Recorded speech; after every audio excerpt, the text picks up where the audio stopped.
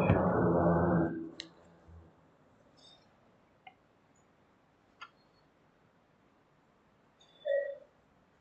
الحمد لله رب العالمين، والصلاة والسلام على سيد الأنبياء والمرسلين وعلى آله وصحبه ومن تبعهم بإحسان إلى يوم الدين، وسلم تسليما كثيرا. أما بعد، فقد قال الله جل وعلا في كلامه العزيز: أعوذ بالله من الشيطان الرجيم، بسم الله الرحمن الرحيم.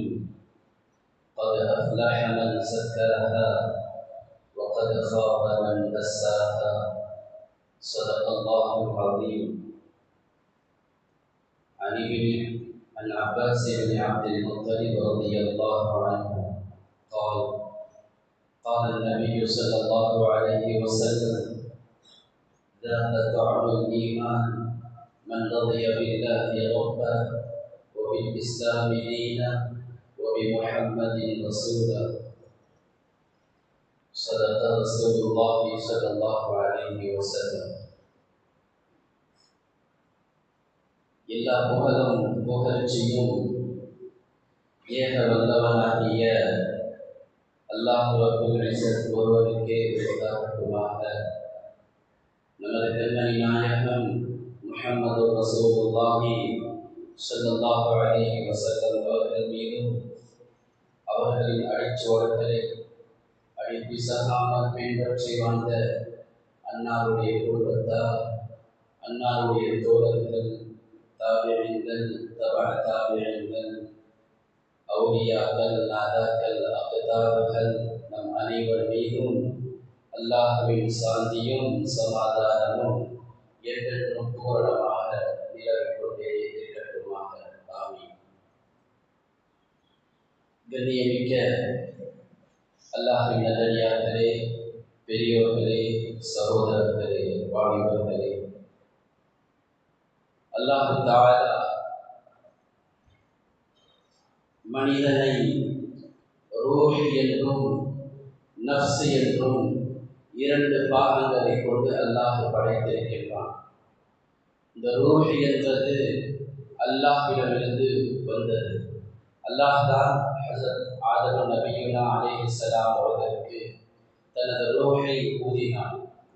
இந்த ரூஹ் என்பது எப்பொழுதும் உன்னதமானவற்றை, உயர்வானவற்றை, சிறந்தவற்றை மனிதனுக்கு அல்லாஹ்விடத்திலும் ஈருலகத்திலும் வெற்றியை பெற்றுத்தரக்கூடிய உன்னதமானவற்றை தான் இந்த ரூஹ் என்பது விரும்பும். ரூஹ் எப்பொழுதும் தாழ்ந்ததையோ அசிங்கமானதையோ விரும்பாது. ஆனால் நஃப்ஸ் என்பது அப்படி கிடையாது. நஃப்ஸ் எப்பொழுதுமே தாழ்ந்ததை, மட்டமானதை, மனிதர்கள் முகம் சுளிக்கும் விதத்தில் இருக்கக்கூடியதைத்தான், ஆக சுருக்கமாக சொல்வதாக இருந்தால் தீயதைத்தான் நஃப்ஸ் எப்பொழுதும் விரும்பக்கூடியதாக இருக்கிறது என்பதை நாம் புரிந்து கொள்ள வேண்டும். இந்த நஃப்ஸ் இந்த தீமையை விரும்பக்கூடிய விஷயத்தில் இதை தூய்மைப்படுத்துவதற்காகத்தான் இந்த நஃப்ஸை கட்டுப்பாடுகளை கொண்டு அடக்குவதற்கு பெயர்தான் தஸ்கியா, நஃப்ஸை தூய்மைப்படுத்துதல் என்று சொல்கிறார். இதற்காகத்தான் இந்த தீமையை தூண்டக்கூடிய நஃப்ஸை குறித்து அல்லாஹ் சொல்லும் பொழுது இன்னன் நஃப்ஸ லஅம்மாரத்துன் பிஸ்ஸூ, நிச்சயமாக இந்த நஃப்ஸ் என்பது லஅம்மாரத்துன் பிஸ்ஸூ, தீமையை கொண்டு, தீயவைகளை கொண்டு அது தூண்டிக்கொண்டே இருக்கிறது, அது கட்டளையிட்டுக் கொண்டே இருக்கிறது என்று அல்லாஹ் சொல்லி காட்டுகிறார்.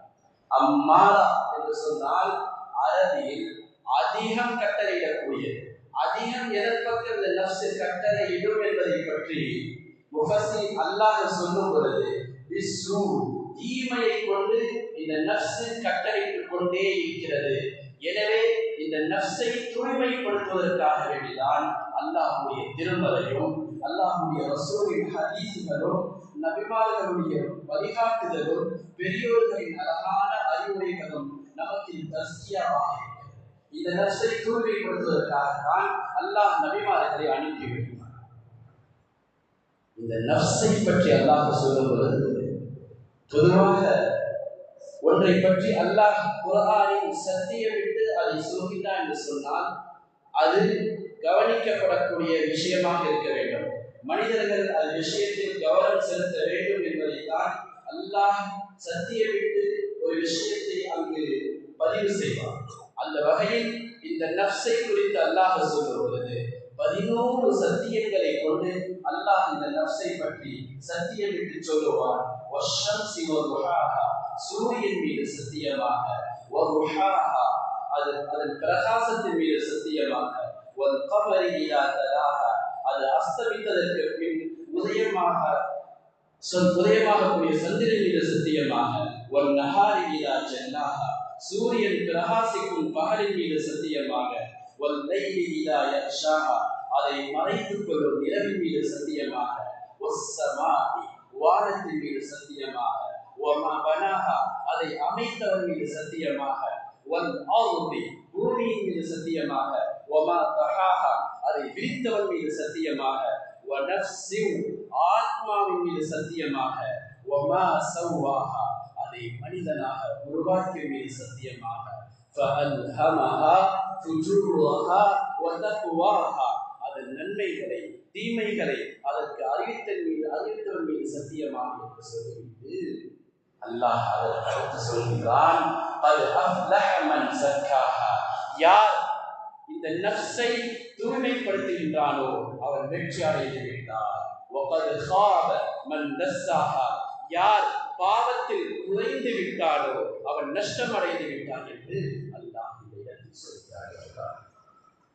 பெருமக்களை நாம் புரிந்து கொள்ள வேண்டிய விஷயம் மிக முக்கியமானது என்னவென்று சொன்னார், இந்த நஃப்ஸை நாம் எப்பொழுது தூய்மைப்படுத்தி வாழ்வோமோ உன்னத மனிதனாக நாம் வாழ்வதற்கு மிக வழிகாட்டுதலாக மனிதன் அடையாளம் காணப்படுவதற்கு இந்த நஃப்ஸும் ஒரு காரணமாக இருக்கிறது. இந்த நஃப்ஸ் எப்பொழுது தூய்மையாக இருக்கிறதோ உன்னதமான அடியா என்பதற்கு உன்னதமான மனிதன் என்பதற்கு அடையாளமாக இருக்கும். இதே நஃப்ஸ் மனிதனை அடையாளப்படுத்தும் தீய மனிதன் என்றார். நமக்கு எந்த நஃப்ஸ் தேவை? தூய்மையான நஃப்ஸ் தான் நமக்கு தேவை. அல்லாஹ் அடுத்து சொல்கிறார், நஃப்ஸே லவ்வாமா. குர்ஆனில் இன்னொரு நஃப்ஸை பற்றி அல்லாஹ் சொல்கிறான், நஃப்ஸே லவ்வாமா பலிக்கக்கூடிய நஃப்ஸ். இந்த நஃப்ஸ் தான், இந்த நஃப்ஸிற்காகத்தான் இளையோர்கள் நல்லோர்கள் நபிமார்கள் இந்த உம்மத்திற்காக பாடுபட்டார். இந்த நஃப்ஸ் யாருக்கு வந்து விடுகிறதோ அவர் எப்பொழுதுமே தூய்மையான மனிதனாக இருப்பதற்கு முயற்சி செய்து கொண்டே இருப்பார். இந்த நஃப்ஸ் எப்பொழுதுமே நன்மையின் பக்கம் செய்வதில் அது குறைவாக இருக்கும் பொழுது அவனை பலிக்கும், அவனை பலித்துக் கொண்டே இருக்கும் என்று நல்லோர்கள் சொல்லித் தருகிறார்கள். அல்லாஹும் சொல்கிறான். அல்லாஹ் இந்த நஃப்ஸை லவ்வாமாவை பற்றி அல்லாஹ் சொல்லும் பொழுது அழகாக சொல்லுவார், தன்னை தானே கண்டிக்கும் நஃப்ஸின் மீது சத்தியமாக. இந்த நஃப்ஸ் தனக்குத்தானே கண்டிக்கக்கூடிய மனோநிலைக்கு மனிதன் வந்து விடும்போது அவன் உயர்ந்தவனாக, அவன் சீதேவியாக, அவன் நல்லவனாக மாறுவதற்கு உண்டான வாய்ப்பு கிடைக்கிறது என்று சொல்லியிருக்கிறார். நஃப்ஸை லவ்வாமா என்றால் என்ன? 8 ரக்காத்து தஹஜ்ஜுடைய நஃபில்கள் இருக்கிறது. நாம நேரம் 2 ரக்காத் தொழுதால் தஹஜ்ஜுலாம். ஆனா நஃப்ஸை லவ்வாமா இருக்கக்கூடிய இந்த நிலை யாருக்கு வரும் என்று சொன்னால் 2 ரக்காத் தொழுதிருப்பாங்க, 8 ரக்காத் தொழுதிருக்கலாமே அப்படின்னு தனக்குத்தானே பழிக்கும். குர்ஆன் கொஞ்ச நேரம் ஓதிருப்பாரு, இன்னும் கொஞ்ச நேரம் ஓதிருக்கலாமே என்று நாம் தனக்குள் பழிப்பை உண்டாக்கும். திக்ர் கொஞ்சம் செஞ்சிருப்பாரு, இன்னும் கொஞ்ச நேரம் திக்ர் செஞ்சிருக்கலாமே. ஏதாவது பாவத்தை செஞ்சிருப்பாரு, இது பாவம் செஞ்ச என்று தனக்குள் கேட்கும் மனநிலையை உண்டாக்கும் அல்லவா? இதற்குத்தான் நஃப்ஸை லவ்வாமா என்று சொல்லியிருக்கிறார். இந்த மனோநிலை வருவதற்காக வேண்டிதான் நம்முடைய முன்னோர்கள் பாடுகின்றார்கள். 3வது நஃப்ஸ் இருக்கிறது, நஃப்ஸு முத்மஇன்னா. இந்த நஃப்ஸை லவ்வாமாவை கடந்து யார் போய்விடுகின்றார்களோ அதற்கு பிறகு நஃப்ஸை முத்மஇன்னா என்ற மனோநிலைக்கு வந்து விடுவார்கள். அமைதி பெற்ற நஃப்ஸ் எல்லா கட்டளைகளிலும் எல்லா வழிமுறைகளிலும், நபியின் அனைத்து வழிமுறைகளும், எந்த விஷயத்தின் மீதும் அது கேள்வி கேட்காது. நபி சொன்னார்களா, அல்லாஹ் சொன்னார்களா, உடனுக்குடன் அதை அப்படியே நிறைவேற்றக்கூடிய மனோநிலைக்கு வருவானே, அப்பொழுதுதான் அந்த நஃப்ஸை முத்மஇன்னாக மாறும் என்று நமக்கு அறிஞர்கள் சொல்கிறார். நான் இடையிடையே கொஞ்சமாக விளக்கமாக சொல்கிறேன். பொதுவாகவே நஃப்ஸுடைய தன்மை என்னவென்றால், அது இயற்கையாகவே மனிதனை கெட்டதின் பக்கம் தூண்டும். யார் அல்லாஹ்வை கொண்டு ரசூலை கொண்டும் ஈமானை ஏற்றுக்கொண்டார்களோ அவர்களுக்குத்தான் இந்த நஃப்ஸ் இருக்கும். முஸ்லிம்களாகிய நாம் பாவம் செய்கிறோம், ஆனால் பெரும்பாவங்கள் செய்வதில்லை. அல்லாஹ் நம்மை பாதுகாக்க வேண்டும். காஃபிர் அப்படி அல்ல. ஒரு பாவம் செய்வான், ஆனால் அவருக்கு அது பெரும்பாவமாக தெரியாது, அது அட்டூழியமாக தெரியாது, அது சாதகமாக இருக்கும். காரணம், அவருக்குள் நஃப்ஸை நபாமாக இல்லை. அவன் தீங்கைத்தான் செய்து கொண்டே இருப்பான். அவன் செய்யாமல் இருந்தால்தான் ஆட்சி. காரணம், அவனுக்கு ஈமான் இல்லை, ஆனால் நமக்கு ஈமான் இருக்கிறது. எனவே அந்த நஃப்ஸ் நாம் செய்யக்கூடிய அந்த பாவத்தின் மீது அது படிக்க தூண்டும். அப்படி இருக்கும்போது நாம் விலகிக் கொள்ளலாம், நமக்குள் நஃப்ஸை நபாமாக இருக்கிறது. குர்ஆனும் ஹதீஸும் பெரியவர்களும் இதற்காகத்தான் பாடுபட்டார். நம்முடைய நஃப்ஸை எப்படி பயன்படுத்துவது, எப்படி தூய்மைப்படுத்துவது, எப்படியெல்லாம் இது அல்லாஹ்விற்கு பொருத்தமான வழிகளில் அமைத்துக் கொள்வது என்பதற்காகவே தான் நம்முடைய முன்னோர்கள், நபிமார்கள், சஹாபாக்கள் எல்லோருமே இதற்காக பாடுபட்டார். சஹாபாக்கள்ல ஒரு கூட்டம் இப்படி யோசிக்கிறது, என்ன மசூரா செய்யறாங்க. நம்ம நபி ஸல்லல்லாஹு அலைஹி வஸல்லம் அவருடைய மஜ்லிஸில் அமர்ந்து இருக்கும் பொழுது அல்லாஹ்வை பற்றியும், மறுமை பற்றியும், சொர்க்கத்தை பற்றியும், கபருடைய வாழ்க்கை பற்றியும், இப்படி நல்ல நல்ல விஷயங்களை எல்லாம் பெருமானார் ஸல்லல்லாஹு அலைஹி வஸல்லம் சொல்லித் தரும் பொழுது நம்ம உள்ளங்கள் அப்படியே துடித்து விடுகிறது, கட்டுப்பட வேண்டும் என்ற மனோநிலைக்கு வருகிறது. ஆனால் வெளியே வந்து விட்டால் அந்த மனோநிலையிலிருந்து நாம் மாறி விடுகிறோமே. அப்படி தமக்குள் பேசிக்கொண்டு அதில் ஒரு சஹாபி சொல்கிறார், நமக்கு இந்த உலக ஆசைகள் எல்லாம் வருவதற்கு அடிப்படை காரணமாக இருப்பதே மாமிசம் தானே. இந்த மாமிசத்தை சாப்பிட்டால்தான் நமக்குள் உணர்வுகள் எல்லாம் வருகிறது. இந்த மாமிசத்தை இனிமேல் நான் சாப்பிட மாட்டேன் என்று தங்களோடு ஒரு வருஷம் செய்யலாம். இன்னொரு சஹாபி சொல்றாரு, எனக்கு ஒரு பக்குவ நிலையை நான் அடைய வேண்டும் என்று சொன்னால் தூங்கி கழிப்பதை விட நான் இரவில் அல்லாஹ்வை நின்று வருவதில் நான் ஈடுபடப் போகிறேன், இரவில் நான் தூங்க மாட்டேன் என்று தமக்குள் பேசிக் கொள்கிறார். இன்னொரு சஹாபி சொல்கிறார், மனைவி என்று ஒன்று இருந்தால் தானே நமக்கு ஆசை எல்லாம் பிறக்கிறது, நான் கல்யாணமே முடிக்க மாட்டேன். இன்னொரு சஹாபி சொல்கிறார், நான் இன்று முதல் மனைவியோடு சேரவே மாட்டேன் என்று ஒரு சஹாபி சொல்கிறார். ஒரு கட்டத்தில் பேசிக்கொண்டிருக்கும் பொழுது இப்படி பேச ஆரம்பிச்சிட்டாங்க. நமக்கெல்லாம் ஆசை வருவதற்கு, தூண்டுவதற்கு அடிப்படையாக இருப்பது இந்த ஆண்மை தானே. இந்த ஆண்மையை நீக்கிவிட்டால் என்ன என்பதாக தமக்குள் கேள்வி கேட்டுக்கொண்டு இதற்குண்டான பதிலையும் தேடி அல்லாஹ்வின் தூதர் ஸல்லல்லாஹு அலைஹி வஸல்லம் போறார்.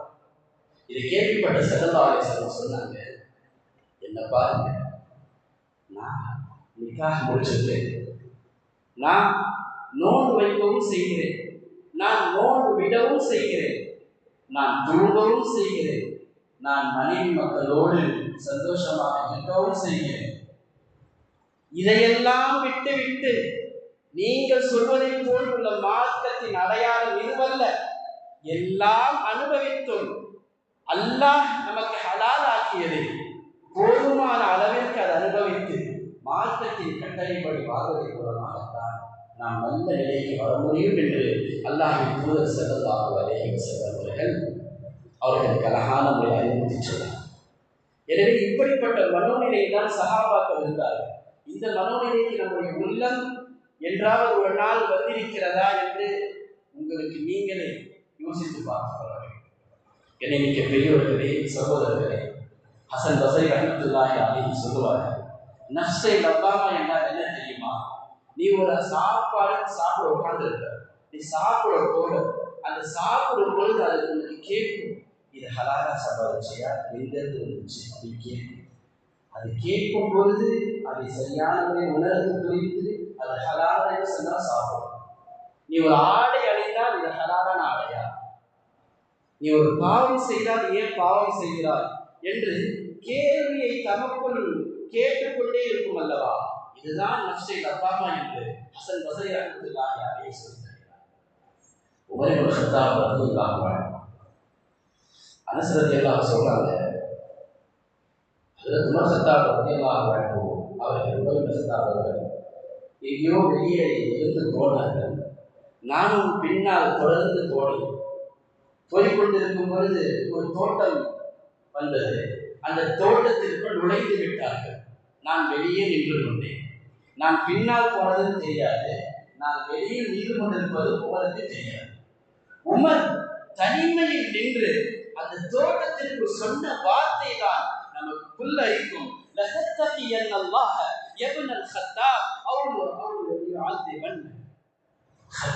மகனே உமரே, அல்லாஹ்வை அஞ்சிக்கும், இல்லை என்றால் அல்லாஹ் உம்மை வேதனை செய்வான் என்று நமக்குள் அந்த நஃப்ஸை பழித்துக் கொண்டு பேசுவதை நான் பார்த்தேன் என்று அதன் அரசரை பாப்பாடு சொல்லி காட்டுகிறார்கள். இவர்கள் யார்? 10 சஹாபாக்களில் அஷரத்து முபஷரா என்று சொல்லப்படக்கூடிய 10 சஹாபாக்களில் சுவர்க்கத்திற்கு சுவர்ச்சோவரும் சொல்லப்பட்ட மிகப்பெரும் சஹாபி, ஹலீஃபாக்களில் 2ஆம் ஹலீஃபா இடம்பெற்ற ஹஜ்ரத் உமர்.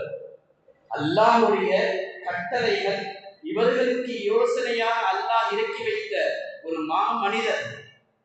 நபிகள் நாயகம் ஸல்லல்லாஹு அலைஹி வஸல்லம் சொல்லும்போது சொல்லுவார்கள், எனக்கு பிறகு ஒரு நபி வரணும் என்று சொன்னால், எனக்கு பிறகு நபி கிடையாது, ஆனால் வர வேண்டும் என்று சொன்னால் உமராகத்தான் இருப்பார் என்று சொன்ன சிறந்த மனிதனுடைய மனோநிலையில் ஒரு உயர்ந்தரமான எண்ணம் என்பது எப்படி இருந்தது என்பதை நான் யோசித்து பார்க்கிறேன். ஹசன் பஸரி ரஹ்மத்துல்லாஹி அலைஹி ஒரு காலையில் நடந்து போறாங்க. ஒரு மனிதரை பார்க்கிறாங்க. அவர் பக்கத்தில் போகும்போது அவர் சற்று வயோதிகராக தெரிந்தார். அந்த மனிதர் கொஞ்சம் அமல்களின் குறைபாடு உள்ள மனிதரை போன்று பார்த்தோமே கண்டுபிடிச்சார். எதிரே வயசானோம் இருக்கும்போது கூட ஏதான் இப்படி வயசாகிடுச்சு, மவுத்து நெருங்கிடுச்சு, இப்படிப்பட்ட பாவமான மனிதனை இருக்கிறான்னு சொல்றோமா இல்லையா? அது போன்ற நிலையில அந்த மனிதரை பார்க்கிறாங்க. அவங்க கொஞ்சம் அமல்கள குறைபாடு உள்ள மனிதனை போன்று தென்படுது. அந்த சமயத்தில் ஹசன் பஸரி ரஹ்மத்துல்லாஹி அலைஹி அந்த மனிதரை பார்த்து கேட்கிறாங்க, பெரியவரே, உங்களுக்கு வயசு எத்தனை?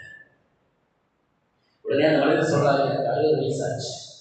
அப்படின்னா நீங்க போகக்கூடிய பாதை நெருங்கிவிட்டது, அதற்குண்டான தயாரிப்புல ஈடுபட்டுட்டீங்களா அப்படின்னு கேட்டாங்க. என்ன அர்த்தம்? உங்களுக்கு மௌத்து நெருங்கிடுச்சு என்ற கருத்தில் சொன்னாங்க. ஏன் சொன்னாங்க?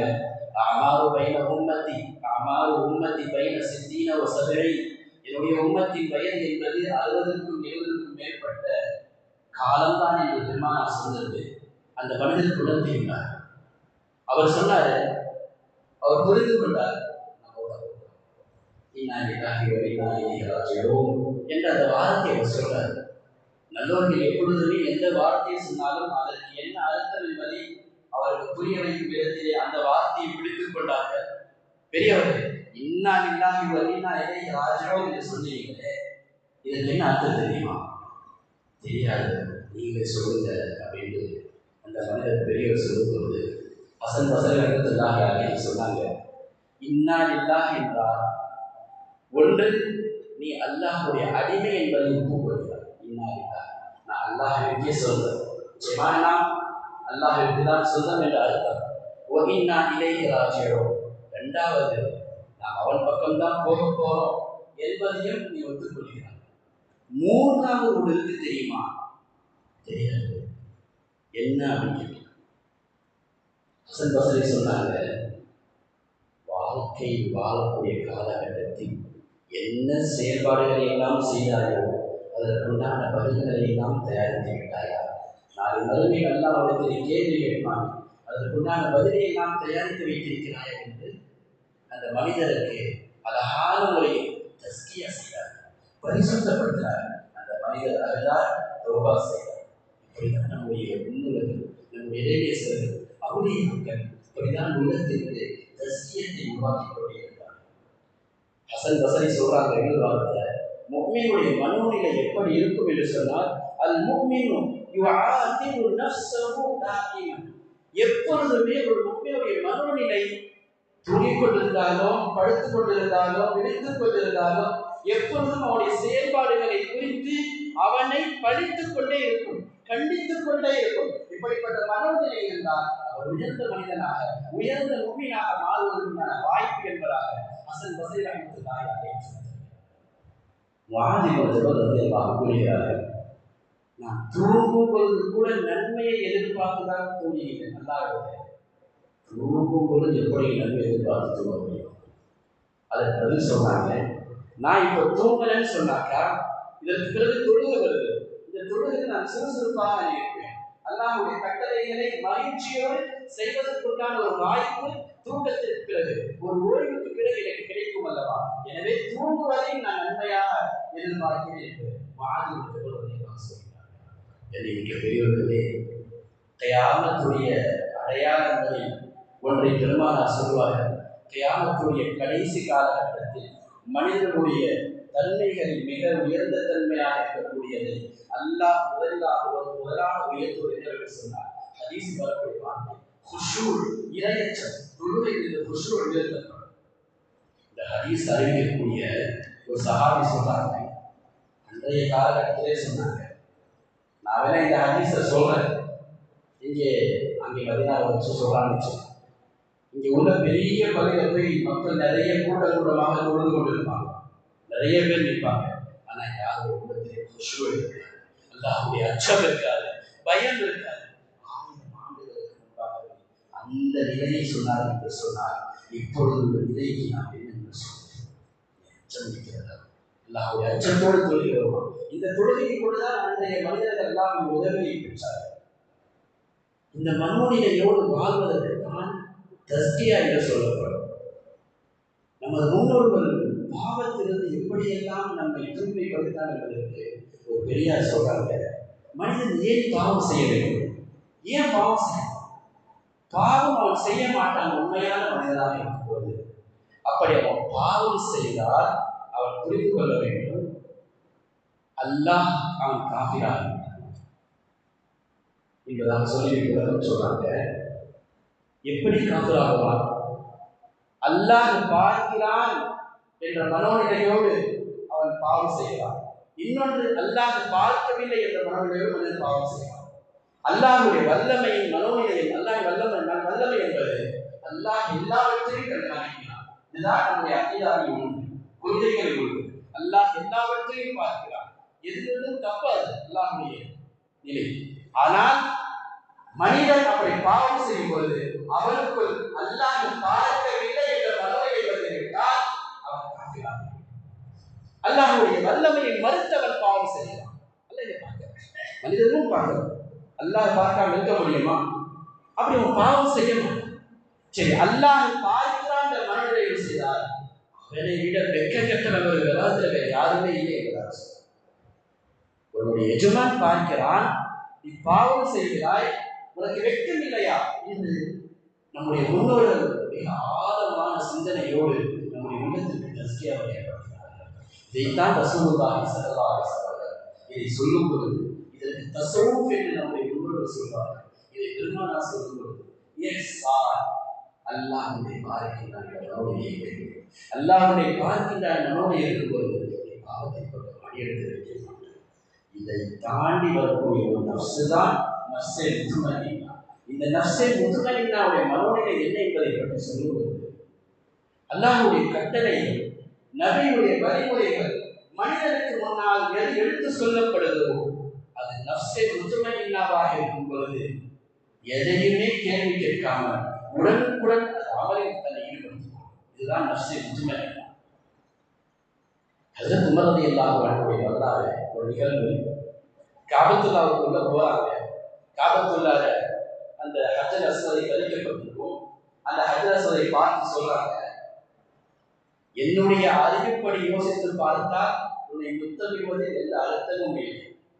ஆனால் நான் உன்னை முத்தமிடுகிறேன் என்று சொன்னார் என்னுடைய தூதர் ஹபீப் முஹம்மது ரசூலுல்லாஹி ஸல்லல்லாஹு அலைஹி வஸல்லம் அவர்கள் உன்னை பேராவலோடு முத்தமிட்டார்.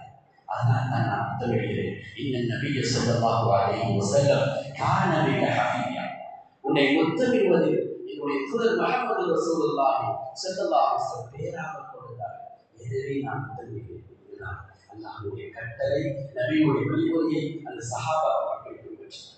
அறிந்ததை நாம் சொல்வார்கள், மார்க்கத்திற்கும் அறிவிற்கும் எந்த காலத்தையும் சம்பந்தப்படுத்தினார்கள். அப்படி நீங்கள் சம்பந்தப்படுத்தாத இருக்கும் வரைக்கும் உங்களுடைய நஃப்ஸ் உயர்ந்த நிலைக்கு போகும் சொல்லுவாங்க. ஒரு சம்பவம், ஒரு மார்க்க நிகழ்வை சொல்லுவாங்க, ஒரு மார்க்க சட்டத்தை சொல்லுவாங்க.